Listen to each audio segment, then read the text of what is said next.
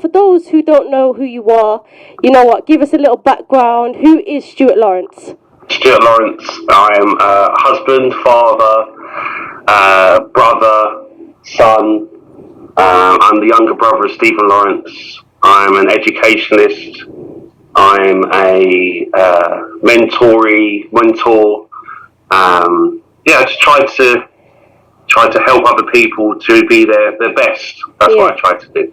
For real. And you know what, that's why I kind of introduced you as an artist, because, you know, author, you're doing lots of motivational speaking, and you know what, it's like artistry, for real. So, you know, No, it is. Definitely. So, you know, I also seen a great piece of work that you did recently. It was kind of called The One Year On from George Floyd. It was a really interesting piece. I ain't gonna lie, it made me cry, just because it was so real. And I wanted to know what made you do that piece, and kind of tell the listeners so they can go and check it out. Okay, so I did at the beginning of May with Sky News. We looked at, through my lens, through my point of view, a year on since George Floyd. Yeah. And then also the comparisons from the protests and the march and the drive that came from after losing Stephen, and how that momentum pushed forward through to the McPherson report and changes in law and all the rest of the success that we had back from 1993. And what we wanted to do really was just to ask people, and I always say to people, I live in London, so I'm quite blessed to live in a really multicultural city. I don't live too far from Brixton, so culturally diverse. But I know and understand the whole country's not so culturally diverse, so therefore it was important for me to go out and speak to those pockets of the community in Bristol. We went to Bristol. We were supposed to go to the coast as well. Okay. And just because of COVID, we couldn't get any further than that. But I'm hoping again to go out into the community and ask these questions and see from their point of view where things are. How do they feel? Because again, we're all caught up in this mix of trying to push the agenda of black equality through. And by doing that, we are all in our little silos going along. And when do we ever get a chance to come together as a collective to see where we got to? And that was really important for me to try and do some of that. Definitely. And you know, one of the big questions, lots of people were knowing that I was coming on to do an interview with yourself, and they were saying to me, you know what, you need to ask him, has anything changed? From, you know, and I'm sure you get this question all the time, I can imagine it. So, you know what, I've got to put it to you. Has, in your eyes, anything changed? Well, things have changed. There are a few things that have changed.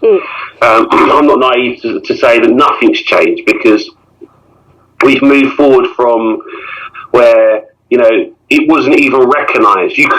There was no case of saying to someone, I've been persecuted or I've been offended or someone said or done something to me because of the colour of my skin. Yeah. You know, that to recognise that in institutions, into establishments, into the workforce was a really powerful change in the law. Yeah. So there is things like that has changed. But then, of course, there are still, you know, the undercover, the underground, the sneakiness of racism and hate that still perpetuates itself. So, no, the mission hasn't finished. Yeah. The job isn't done because there's still work to do. So, I don't want to say, no, nothing's changed and give everyone the doom and gloom of it, because there are small things that have changed. Yeah. There's still much more work for us all to do. And what I go around and say now is that we just need everyone to play a part. Everyone's got a part to play in this journey. No one is to be saying, oh, it's just for them guys over there or those people over there. We all play a part in this. And that's when I will know and feel and understand that things have changed permanently, when we all say it is actively our part, our duty, our mission to ensure that no one is persecuted because of the colour of their skin. Definitely. And you know, one thing I found really inspiring about your book, and obviously you can tell the title of the book and so on, was that, yes, you know, a tragedy has happened in your family, but you've managed and still managed to be so positive in your outlook. And I wanted to know what inspired you to do that? So, this is my book. Yeah. Silence is not an option. You can use your voice to change the world. And the inspiration behind the book, the reason why I'm so positive is because I feel like positivity is something that it's an infectious nature. I do believe that if you're positive, if you're happy, if you try to, see the shine on something that could be dull is uplifting, not only to yourself but to other people around you. Yeah. Whereas if you're more doom and gloom and there ain't nothing going to change, that puts you into a certain place and a certain mindset of it's never going to change, it's never going to go anywhere. So therefore, you just don't feel anything is possible. Yeah. And that's what I want to do. Resilience and perseverance and determination and discipline are all elements that we all need to get better at. And including myself, you know, and I tell my son all the time, like, don't think that I'm an adult and I'm the finished article, because I'm not. Yeah. You know, every day is a learning day. Every day I can get better. Every day I can improve on something. So as an adult or 40-something, if I've got this mindset, why do I not try and pass it on to other young people? This is what I want for my own son. So if I want it for my own son, why would I want it for other people's children? Yeah. And so that's what I say to people all the time. Yes, secretly, it's a book written for my son and for me to make sure that the fundamentals I believe that he needs in his life are always there in place. But then again, like I said, I'm very much of the village mentality of, you know, it isn't just one person that brings up my child, we all bring up my child together. So therefore we need to make sure the message gets out there and it's succinct. Definitely agree with that one. And so when you go out to the schools, I know you do a lot of work in schools and you do a lot of work like that. What is the most question young people ask you? I suppose that the most common question I get asked is about revenge, about hate, about fighting back, about standing up. Yeah. That's one of the most common ones. And then also about the police. That's also another common one. You know, do I dislike the police? Do I hate the police? And my answer to the first question around hate, I tell them all the time, anger is a great thing to have. It is. Yeah. It's a great starter. It starts you on something. It's almost like an ignition. But if you let anger burn away too much in you, then you can turn quite bitter. Yeah. And that again is quite a negative connotation to that. So I always believe that if I let the anger start me off on something, that journey to be something, but then I allow that to manifest itself into other things, like I was saying, into hope, into determination, into discipline, into a mindset that I can go out there and I can tell people my story and change one person at a time. That's what I believe. So that's what I tell them. And then on to the second point about hating the police and have the police change and make improvements around the police, I say to them all the time, like, we have to understand and know that the police are a public service. They are there to serve and protect us. They take an oath. Yeah. Every police officer, when they sign up, take an oath to serve and to protect the public. And so therefore, with that duty, then let us not see them as the enemy. Let us see them as the public servants that they are, that work for us.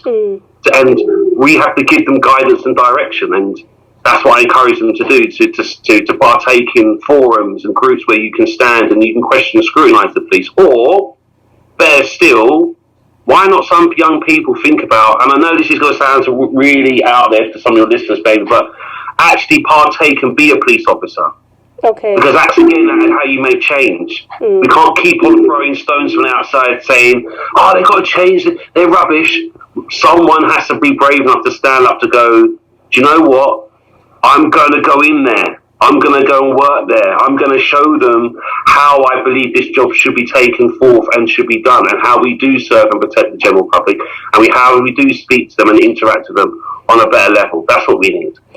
Yeah, you know, it's interesting that you say that because, you know, there's still a stigma around that. You know, if you say you're going to go into the police force, 9 times out of 10 in the community, they're going to say, well, bye.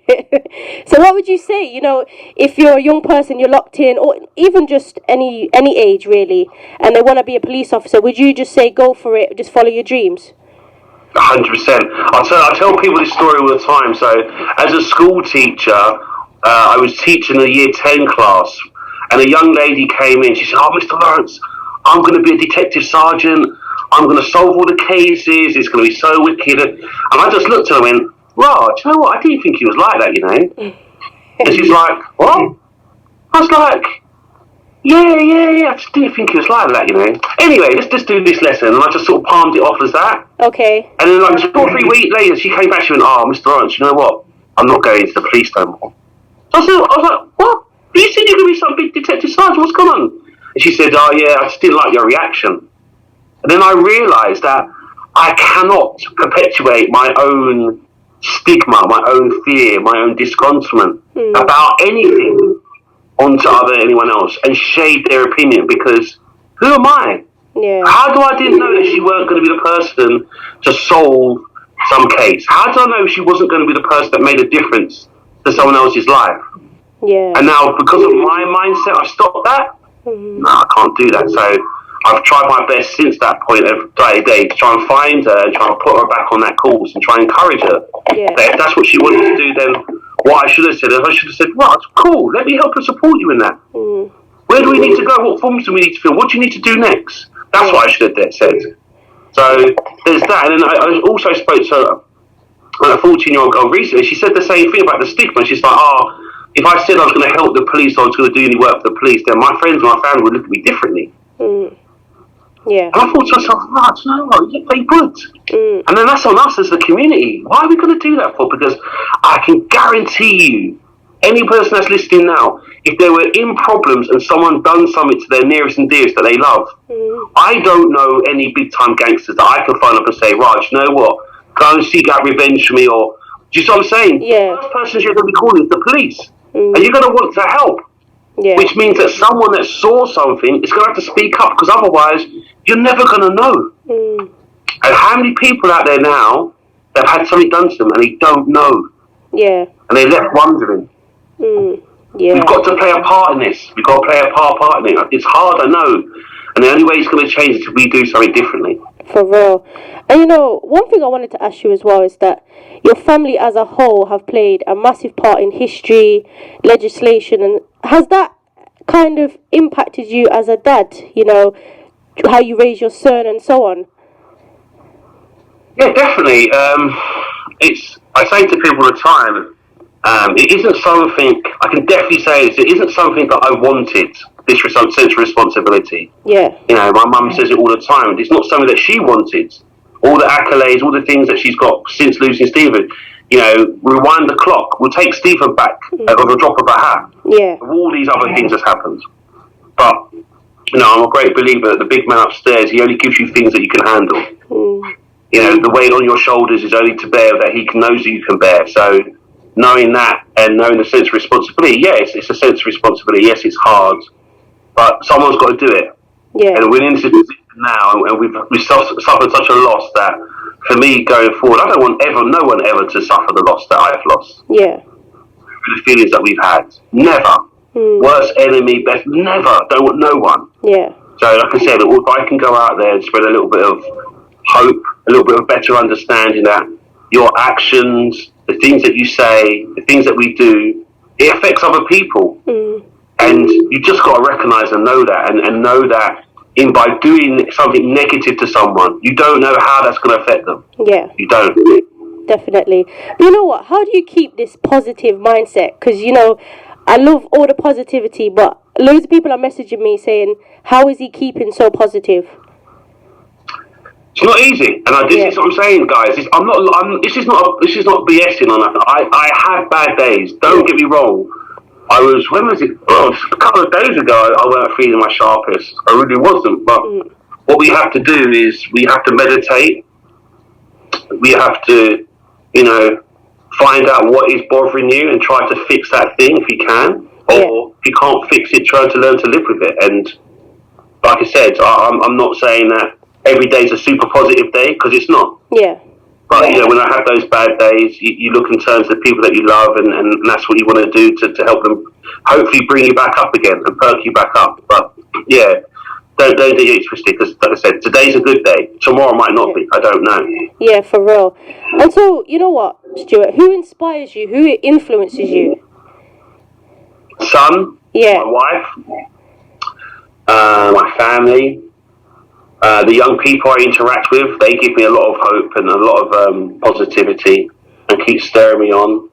positive messages as well on social media. So since the book, the one of the most powerful things I've heard was recently. It was a 13-year-old read the book, Wow. and then like a couple of days later, his mum came down to his mum and said, "Oh, do you know what, Mum? I'm going to wake up early in the morning. I'm going to do my homework in the morning before I go to school." Just those little things there, that little change in his understanding of who he's doing it for and what he's doing it for, will enable him to go off and be the future best self of himself. That's it. I'm not saying everyone's going to be a superstar. I wish that you would all be a superstar if that's what you want to be, but we're not all going to make it. But know this, trying to get there, that journey, that's all something. That's all something. That's what we've got to go on. And wow, you know what? That in itself is got to touch your heart, because that is a positive thing, from a young person to do that, do action that changes their life. Yep. For real, wow. So this is what I'm saying. One person, I know that I can rest easy. Yeah. Because I know for a fact that one person, he's changed his mindset. Yeah. And that's what I'm saying. That's all I try to do every day. Try to help someone have a more positive mindset, but just to shift the balance a little bit. For real. To hopefully perpetuate them to be a best version of themselves when they get to adulthood. Yeah, definitely. And I know you do lots of work as well with the Stephen Lawrence Foundation as well. And I want you to tell the listeners something a little bit about that and how they can get involved if they can. Definitely. So the Stephen Lawrence Foundation is based on the 3 C's, which is classrooms, communities, and careers. And the idea is that, yes, we want schools and education establishments to talk about Stephen, to learn about Stephen inside school, but then it doesn't just stop there, but we want also community groups to work with us as well. We've got a national reach. This year we funded 10 different community groups to put on programs, initiatives around Stephen Lawrence Day, around Stephen.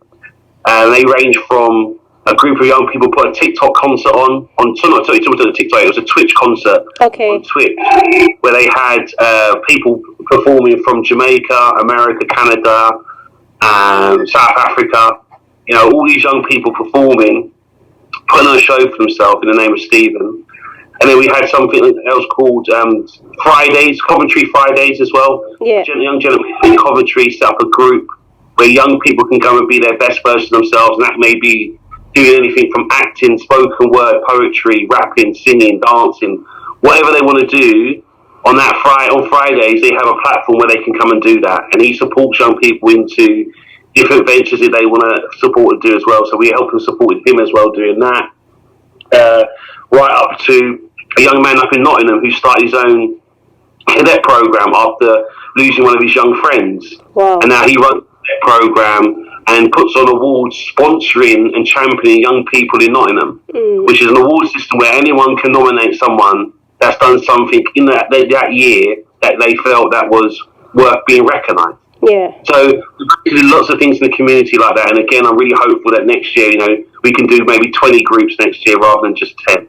For real. And then in career, just something called a digital apprenticeship, which is a level 3 apprenticeship for young people around digital platforms, so social media, comms, writing, directing, anything digital format. And we're looking for companies and young people to get themselves involved in these companies and start some work and start offering different things rather than just the traditional route of A-levels degree and then go off to work like that. Yeah.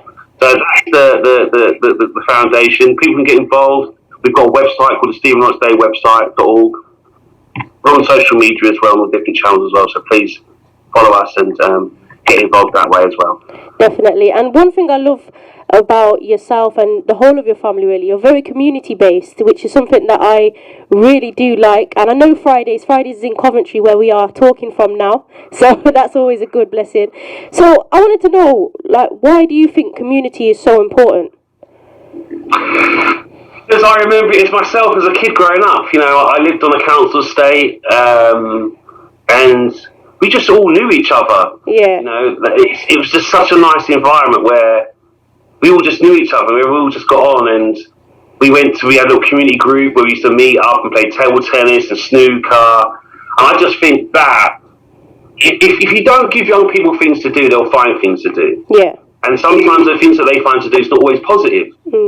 So for me, the sense of community and reason why community is impossible important is because, like I said, it's an environment that you have to live in. It's an environment you go to school in. And then hopefully you end up living in that area, going and buying houses or renting houses and going to work from there and bringing your own family there because you loved it so much. You see what I'm saying? So that's why I think it's important.